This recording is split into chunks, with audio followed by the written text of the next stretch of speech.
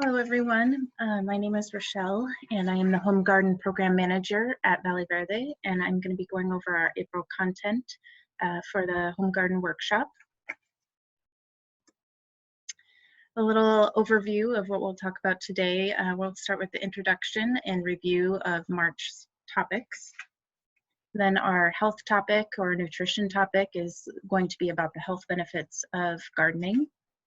Both mental, social, and physical benefits. Our garden topic is going to be talking about our spring gardens. I'll give you a little bit of tips on your planting. Our resources, we have the grids to show you where to plant everything. For our climate change topic, we'll be talking about reducing our carbon footprint. And then finally, we'll do some announcements. And this month's lesson is a little shorter because if we were meeting in person, normally we would give you time to go out to your gardens and begin practicing transplanting, and we would kind of help oversee that. But due to the shelter in place, we're not able to do that. So I also hope that everyone has had their garden beds installed and that you have incorporated the soil and the compost already. It's best if it has at least a week or two to kind of settle, and for the compost to not be so strong, because sometimes it can be a little harsh on the seedlings. So hopefully you've had a chance to do that and it's had at least a few days or a little bit of time to settle. If you haven't, please contact me or Rita and let us know so that we can help you get your garden bed installed. Okay, a brief review of what we talked about in March. We talked about seed anatomy. As you can see, on the left of your screen, we talked about the monocots and the dicots, and really the main takeaway from this was that a monocot is going to have more of a ball-like root structure that's not going to go as deep, and a dicot is going to have a tap root with a few of the lateral roots. And this is important so that you know, for one, how to water, two, how to space and group plants in your garden, and just knowing the basic anatomy and how seed germination works, how you can begin the process of germination. So some of the seeds needed scarification, where you kind of scuff up the outside, or they need soaking in water. Other seeds, like tomato seeds, they need a fermentation process if you're saving them yourself and then wanting to grow them. So we talked about that last month, and then also just the different parts of the leaves and the structure as the plant grows. We talked about fiber and carbohydrates, and the main types of carbohydrates that we talked about were sugars, sugar alcohols, starches, and the dietary fiber, with the fibers being most important. Carbohydrates are not bad for you. They are the energy source for your body and give you that quick energy. So if you've ever been an athlete, you know, the day of a track meet or something, you're going to want to eat some carbohydrates to give you that quick burst of energy.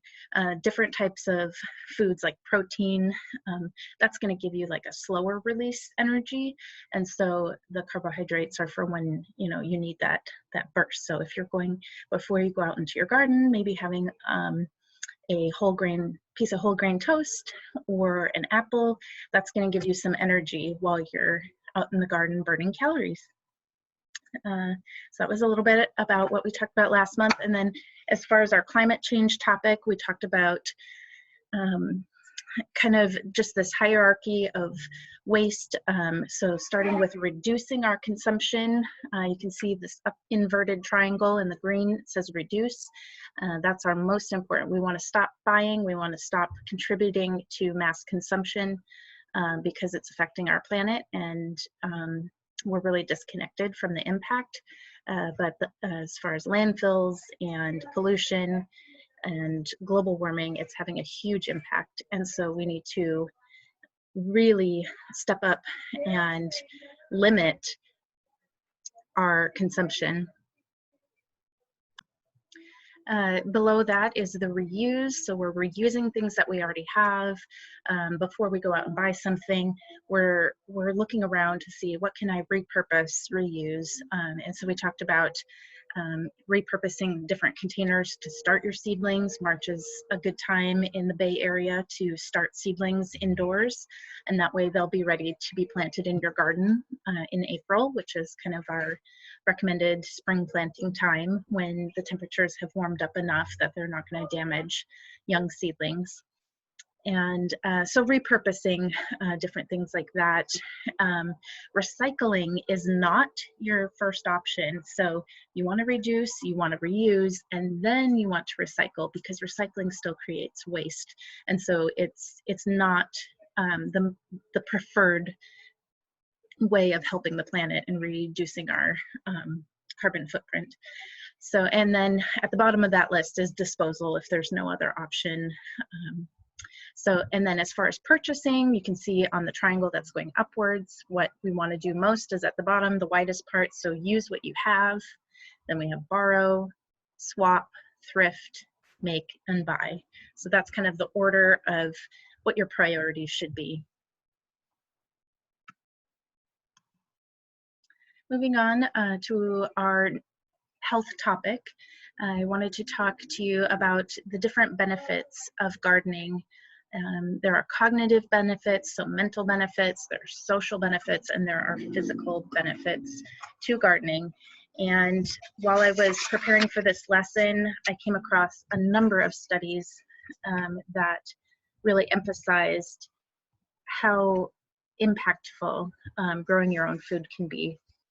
So just wanted to read a little bit of this to you. The following data was published in a study by City University London professor Tim Lang, who's the president of the nonprofit organization Garden Organic.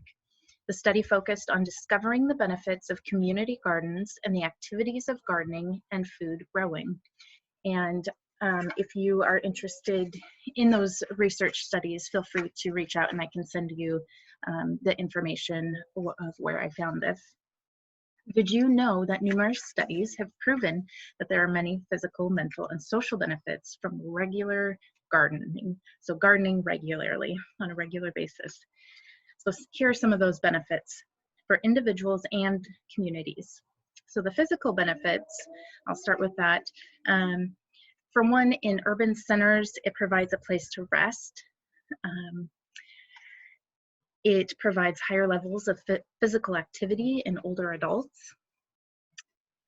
Gardening increased consumption of fruits and vegetables was found, especially for those living in urban areas. Older adults were meeting their physical activity guidelines by double. So the recommended daily was 30 minutes a day, and those who were gardening were reaching closer to 53 minutes a day, almost an hour. For their physical activity. Gardeners have, in general, lower body mass indexes, so the BMI measurement, which measures kind of your height and your weight. It's not a perfect measurement, but it kind of tells us a little bit like, are you overweight or underweight, or are you in the right zone? And gardeners had a lower body mass index than non-gardening neighbors, according to this study. Physically, you also have increased levels. This was an elementary school study. There were increased levels of non-competitive physical activity for children. And I found the non-competitive part really interesting because I think school sports often focus on competition, and you know, if a kid is not necessarily naturally talented, it might discourage them from even trying. So gardening is something that gets you moving. As we'll find out, there are other benefits to it, but it's not a competition. So that's one thing that's really great about it. On another study done for HIV vulnerable communities, there were indirect benefits, including just improved quality of life. And this was seen nutritionally, financially, through added income, and also community mobilization to prevent HIV and AIDS spread. So when people were gathered together, working together, the benefits rippled out into multiple areas that improved community health. Gardeners on average burn 250 to 500 calories per hour while gardening. And another study showed that gardening is linked to reducing physical pain. And this study was done on cancer patients, and those who were practicing in gardening reported that their chronic pain or discomfort was reduced. And that's pretty incredible. All right, and then finally, of course, reduction in obesity and sedentary lifestyles. As far as the social benefits, some of the things that was found in this study were learned teamwork, social skills, and work skills. So, and this was seen primarily in community gardening, and then as well as a sense of harmony with one another. So there's a group cohesiveness that's improved, social functioning and social integration of when you're gardening together with others. And this could be community gardening. It could even be just gardening with your family, having your children be involved, or your spouse, or a relative that lives with you, sharing the harvest with neighbors. These are all things that really help the group community cohesiveness and connection. And then the mental benefits or cognitive benefits. So gardening can produce a sense of calm and relaxation. It can give individuals an increased ability to express their feelings. This is all done through the studies. And these studies were done all over the world. So it wasn't just in one country, it was different regions that these findings were applicable in various cultures. So there was increased coping for stress, there was improved concentration. For Alzheimer's patients, they had improved memory from regular gardening. For a nursing home group, there was observed decreased aggressive behavior, and mental well-being in a general sense was improved.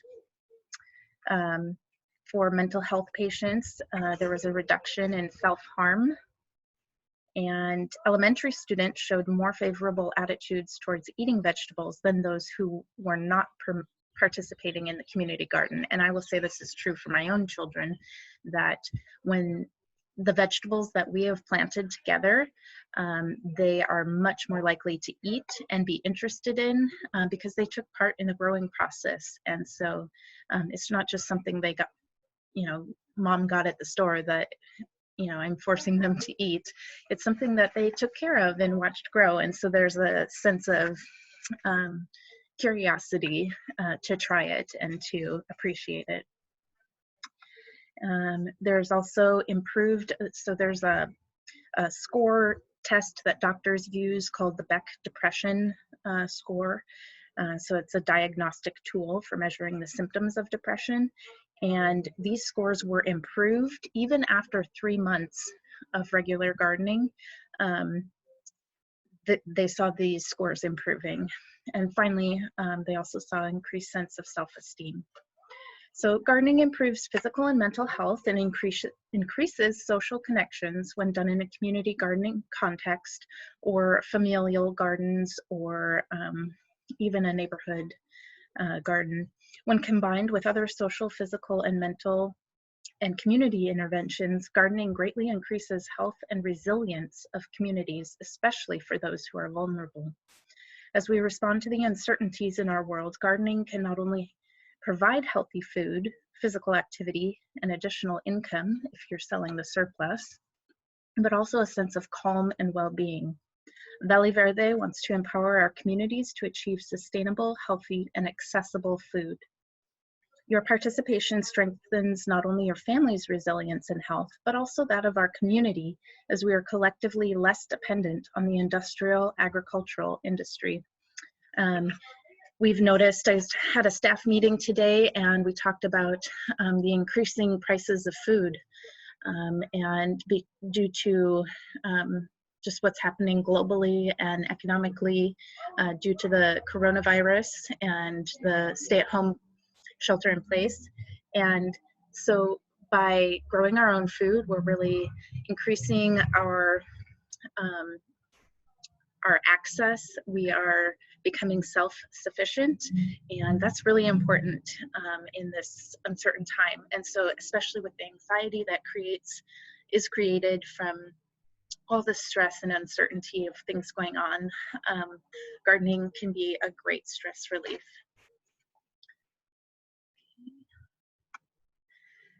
All right, and then this is the same information in Spanish. So for our Spanish presentation, they'll go over this slide. Okay. All right, so moving on to the gardening, I wanted to go over just briefly, you might already be familiar with most of these, but just some helpful tools that you would want to have in your garden or for planting your garden. Okay, so I've got here a set of nice work gloves. They have rubber on one side and just a breathable fabric, and they're kind of stretchy on the other side. I don't mind digging in the dirt with my hands. I don't mind that, but sometimes the garden beds, you know, if there's a little sliver or splinter, or even the mulch I'm putting in or compost, I've gotten little tiny splinters, so I like my gloves to prevent that. Then we have a little hand shovel trowel to dig in. You don't really need to or want to disturb the dirt too much. Studies have found that no tilling is actually better than tilling each season. So I just recommend a little hand shovel to dig down when you're transplanting your seedlings. And then I disconnected this from my hose, but sprayer, and you want to have one that has a shower setting, so it's kind of a gentle shower on your plants. You don't want anything that's gonna blow them over and knock them down because of the power of the water. But you could, if you have access, you could also have a drip irrigation system snaking through your garden. That's really convenient. And they even have timers that you can set so that you don't have to remember, you know, to do that each day. But even just a regular garden hose with, you know, if you have a attachment like this with the shower setting is going to be good. And then if you want, it's kind of fun to label what your seedlings are and where you planted them. So you could, if you want, use like a popsicle stick and a permanent marker to label, or a lot of your seedlings are going to come with their own little plastic label, and you can, I would just recommend sticking that directly in the soil. Okay, so at Valley Verde, we implement square foot gardening methods. So you can see on your screen, this is an example of the square foot garden. And we've got 4 feet wide by 8 feet long. And let's see, so these are 12-inch by 12-inch squares. And it also represents at least 12 inches deep of soil. So within each square, you'll find how many seeds or seedlings each type of plant can be planted for the best results.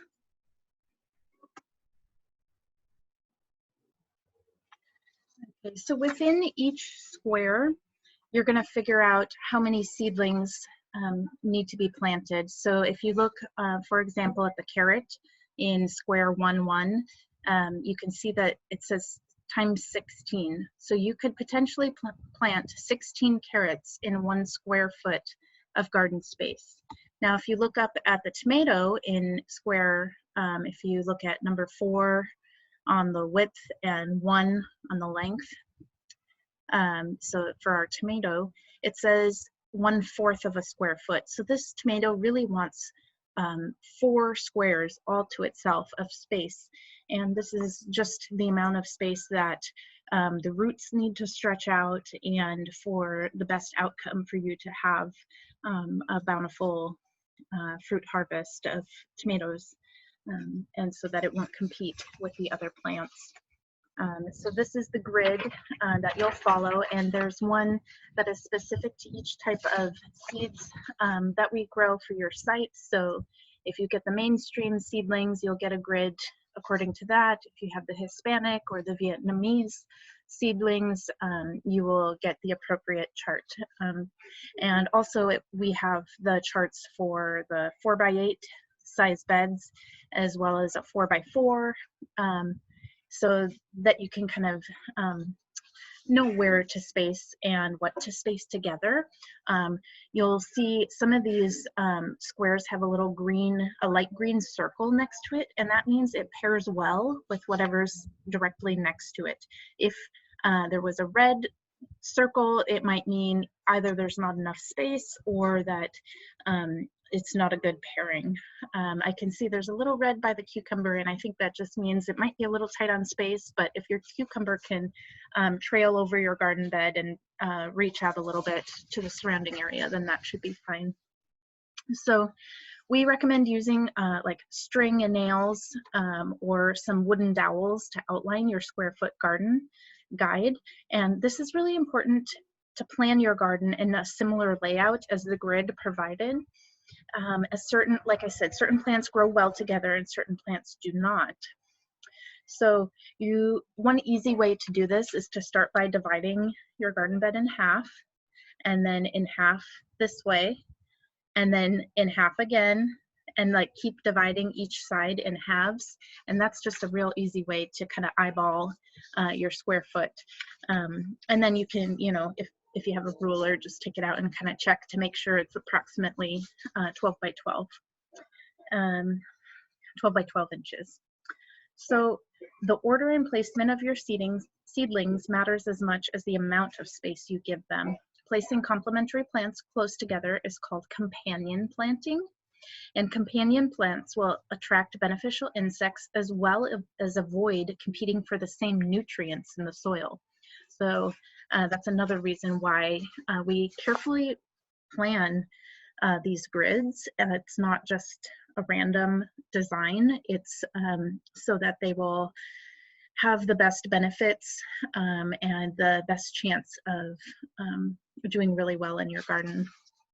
And our greenhouse manager, Claudia, has put a lot of thought and effort into making the garden grids and selecting the seedlings.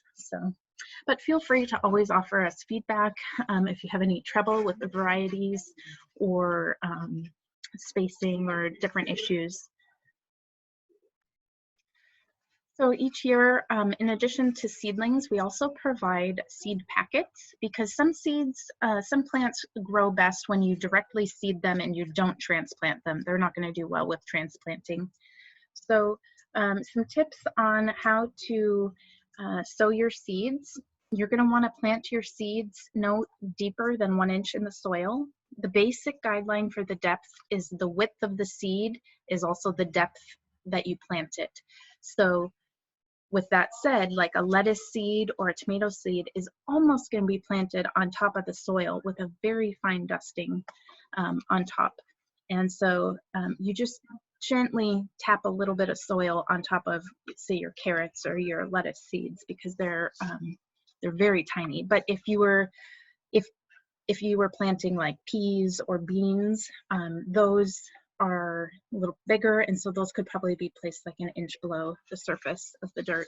And then you just lightly pack it, not pressing hard at all. So you're going to want to water daily and make sure the soil does not get dried out, because while they're germinating, they really need that moisture to expand, burst open, and then grow. The roots grow down and the shoot, the stem grows up towards the light. You're going to want to sow them in a line, as you can see on the screen here. I've sowed, those were onions and chives that I had done in the fall, and I sowed them in a line. And then they also, when they reach about 1 to 2 inches, you need to thin them. And this is really hard, and I've failed at this sometimes, but you've got to pull them out, because if you don't give them space between each healthy plant, then they're not going to grow to full size. They're gonna be small and weak and just not as good of seedlings or plants. So you're gonna wanna thin them when they're about 1 to 2 inches tall, and you select the strongest to remain and the weakest and the smallest to be thinned out. And this is extremely important for any root vegetable because they will not properly develop if they're overcrowded. They'll either get twisted or they won't grow deep and just won't be a good outcome if you don't thin them. So be sure to thin. Okay, and then planting your seedlings in the garden bed. So the pots used at Verde can be planted directly into the garden bed and they will decompose over time. However, I have found that it's better to remove most, if not all of it, because it breaks down slowly. So it could go, you could take off the paper pot and put it in your compost and it's biodegradable, it'll be just fine. I like my roots to be able to spread out a little bit, and so this time around I didn't keep the pots. Yeah, I just put whatever ones that I had in my compost. So for your seedlings, so here's one that I grew. The ones that you guys grew or that we'll be getting are going to be in taller pots, but this was one that I grew from my own garden at home here. And so you're going to want to dig a hole at least twice as deep and twice as wide as the plant here. And that's going to give it its roots space, and it's going to, for mine had a little mesh cover, so I peeled that off. I had gotten a store kit for starting seeds, and it had these little mesh coverings on each soil little pocket. So, but you can tear your pot down, make sure it's level with the dirt, and then make sure if you are using the pot that you open the bottom so that the roots can reach out and go downward. Then you're going to want to fill in the soil around, and I would say fill the soil partway up the stem here, because that's going to help it have stability, and it's going to be really tippy if you don't pack up the soil just maybe an inch or so up the stem. So be sure to get it down deep enough in the soil. Some years I saw part of the pot or part of the original container still sticking out of the soil in the garden bed. You want to go a little deeper than that and make sure your soil is up higher, just by maybe an inch or so, depending on the type of seedling. This one's a little bit larger. So I think this was a watermelon or a pumpkin or something. One that I had germinated at home. Okay, so make sure the level of the dirt is slightly at or above the level of the dirt in your pot, and the pot should not be sticking out of the soil. You're going to want to water it immediately, and you focus on the base of the plant, not the leaves. If you just dump water on top, a lot of plants, their leaves are really picky and they don't like that, and they can get mildew or just suffer if not watered at the roots. So be sure to water at the roots. Okay, so you're going to want to water your seeds and seedlings every day. Make sure they don't get dried out, especially while they're this young. They really need that moisture. You don't want to flood them, but you do want to make sure that they get enough water. And to check to see if you're watering long enough, you can just stick your finger in the soil down a few inches. Sometimes you might think you've watered enough, and you might find it's only the top inch of soil is wet. You want to make sure it has a few inches because it needs to be able to reach down to the roots. So check it with your finger. Make sure if you're having your kid water for you, have them check. Drip irrigation system is the best way to water your garden, as it conserves water and time. It will also ensure that water reaches deep enough into the soil. If you wanted to implement a drip irrigation system, we could advise you on how to do that. We don't have the supplies for everyone to get one, but if you have, or if you're able to purchase the supplies, then we could help you figure out how to install it. So water in the morning or the evening to minimize evaporation by the sun. You don't want to water in the middle of the day because a lot of the water is going to get wasted by evaporation. So on especially hot days, you also might need to water twice.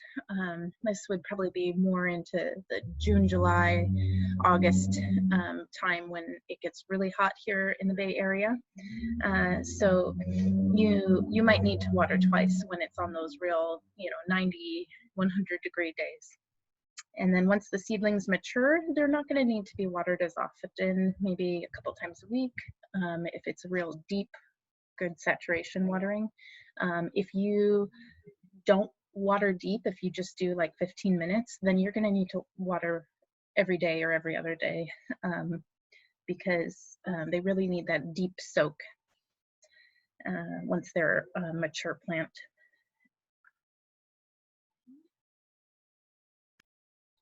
So moving on to our climate change topic about reducing our carbon footprint. So what is a carbon footprint?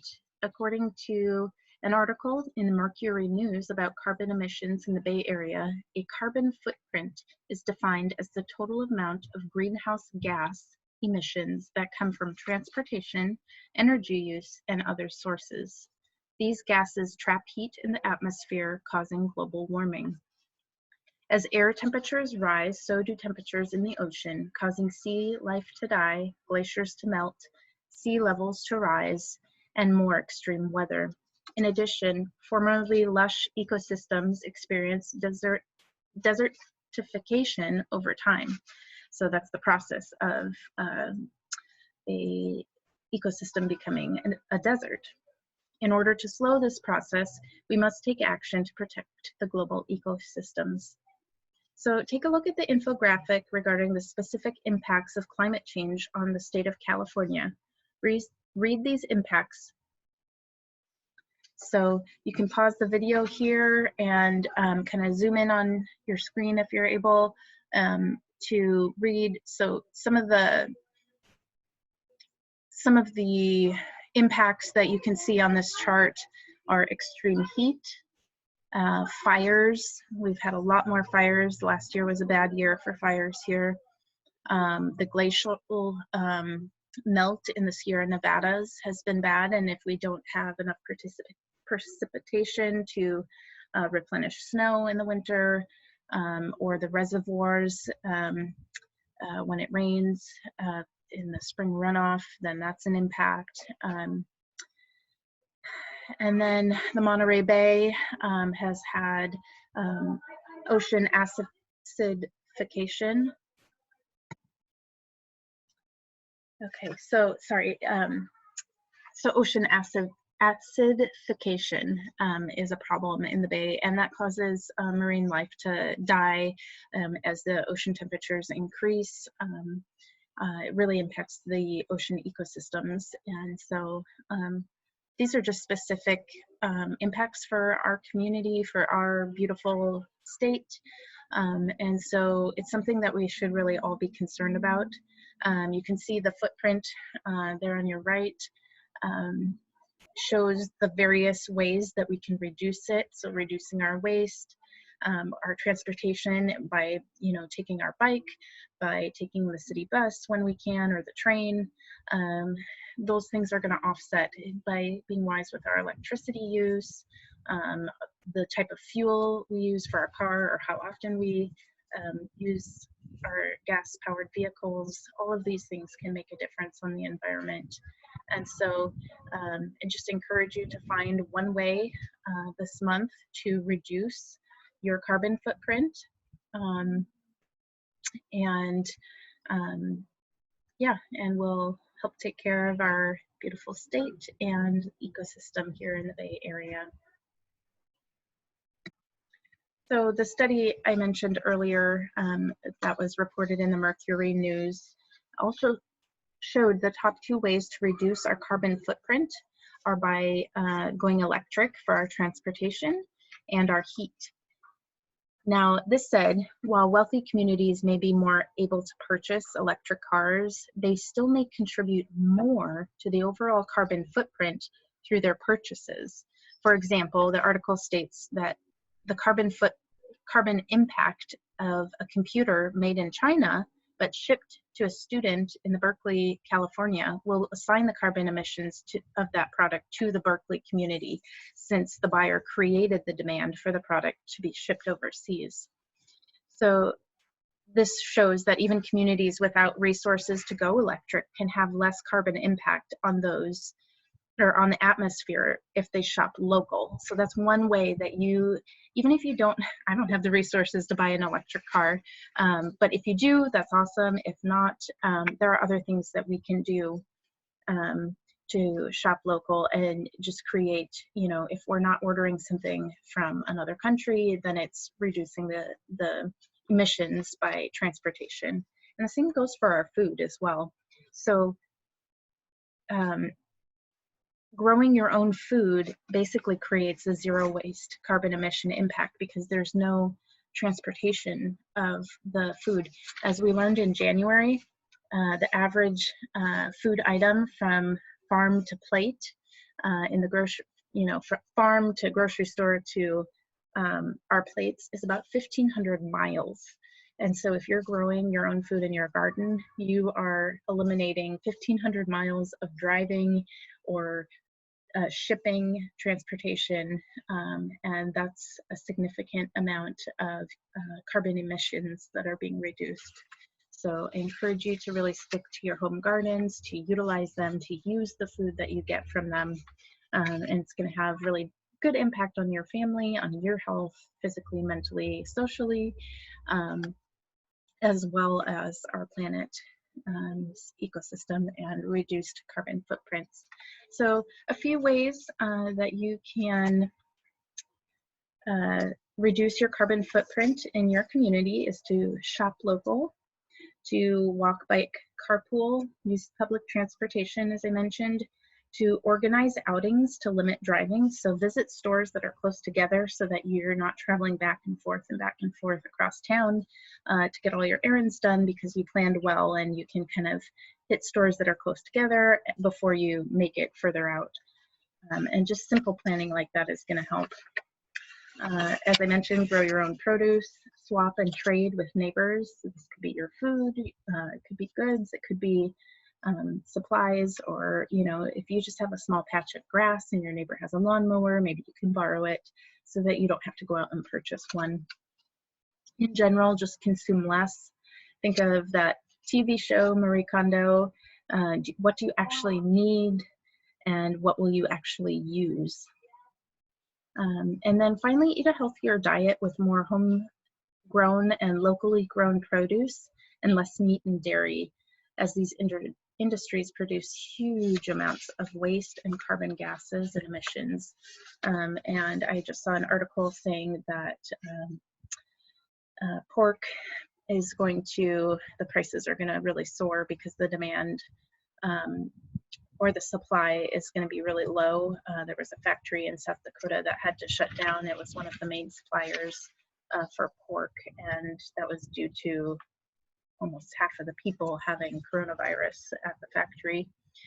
So they shut down. So, you know, we need to just move towards more sustainable plant-based diets anyway. It's going to be healthier for us. All right, so you should be handouts that were included for this month, just that I want to make note of, is this plant information guide. So there's going to be a picture of different kinds of the plants. It's possible that some of them are for one of the ethnic seedling gardens, and if you have a mainstream garden, you may not have all the varieties, you may have different ones. But for the more unique ones that are less common, we've got a plant information guide that's going to tell you about the plant and how to harvest it, and then as well as what their nutritional information is. We are also going to supply everyone with this spring planting grid, and on here it's going to tell you the type of seed or seedling, the number of plants you can put per square foot in your garden, how many days it takes for them to mature, and then when to harvest. So for example, the tomatoes, the fruit is red and slightly yellow green near the stem, but firm to the touch. So that's when you're going to want to harvest your tomato. And this was put together by our greenhouse team. So hopefully it's going to show you really simple way to know when to harvest and where to plant and the spacing and all that. So be sure that you get both of those. They'll be attached in the email, and then we'll also probably include them with your seeds when you go to pick up your seedlings at the finca or at the site in Gilroy for those who are down in Gilroy. Please, when you come to pick up your seedlings, wear a mask for protection and gloves. And please also bring a little box that you can put your seedlings in. We weren't able to get boxes this year because I didn't feel like it was safe to collect them from Costco because of germs and such. So if you bring just a shoebox or some small container, even like a baking pan to put your seedlings in so that they don't tip over in the car when you drive home, that would be really helpful to us if everybody could bring at least one box. And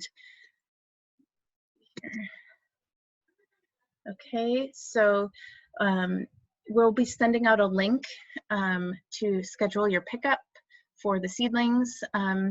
If you have not gotten your garden bed installed and want to, please let us know as soon as possible. And then make sure you get your soil and compost in so that you're ready for the seedling pickup. It says on here the 24th to the 26th. We're actually going to move it from the 22nd to the 24th. So it's during the week, but we'll have a few hours in the evening in case anybody needs those evening hours. And so we'll send out the link and you can sign up for an individual spot, and that way there won't be a bunch of people there at the same time. You can just drive up and we'll pass out your seedlings and you can take them and leave. So that's the plan for that. And then we are still doing our fundraising event or campaign. If you're able to donate 20 or you're a family member or friends who could donate $20 to Valley Verde so that we can help more people be able to grow their own food, that would be awesome. If you have any questions, please email Rita, email Mary Lou or myself, Rochelle at valleyverde.org, and let us know how we can help. And I hope you're having a great April and doing your best to keep busy. And we hope that these seedlings are really helpful for your family to improve nutrition and mental health and just be a source of peace and joy for you all. Great. Thanks again. We'll talk to you next month.